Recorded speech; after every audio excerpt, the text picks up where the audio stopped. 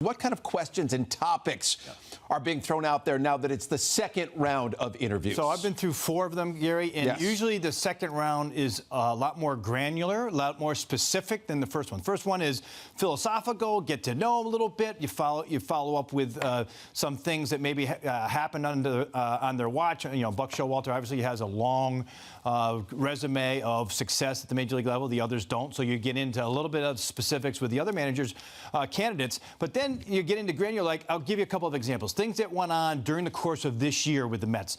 Jacob deGrom goes out for a second or third time. He comes out of the game 2 or 3 times during the middle of it. How would you have handled that, Buck Showalter, Joe Espada, Matt Couture? You go through those little things. How would you have handled the situation between Jeff McNeil and Francisco Lindor with the ground balls in the infield? Or how would you have handled the lineup? Are you open to lineup changes that you get from the analytics department? Little things like that that you know are going to be issues during the course of the season, or maybe that you had along the way, and then you hear their responses and answers, and then you kind of respond from there. So you get into real specifics and things that have happened on the field and off the field inside that clubhouse. So that having been said, when it comes to Buck Showalter, why is he the right fit, Jim, for this job? I mean, there's no surprises with Buck. Like, he's a public guy. His resume is pretty clear. You know the good and the bad. You know, everybody knows that he didn't use Zach Britton in the postseason game, in the wild card game against the Blue Jays, and he let Ubaldo Jimenez in instead. And, you know, Zach was the best closer at the time.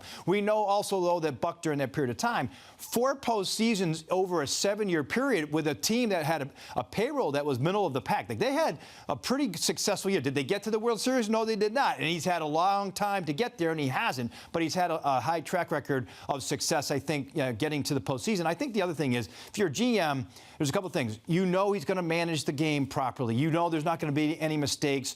You know, there'll be a mistake or two, but it's not going to be because of lack of experience. You're going to sleep well in that area. You're going to sleep well. Like, it's hard. Sleep is hard to come by if you're a GM. But those are the areas that you're going to sleep well in. I think, you know, the relationship between, you know, Buck and any general manager over the course of his career, it hasn't ended well, you know. And so you know that going in, that's going to be a particular issue, I think, going forward. But right now, I think Buck, because of all of that experience, you know what you're getting. I think that's why he's the right person.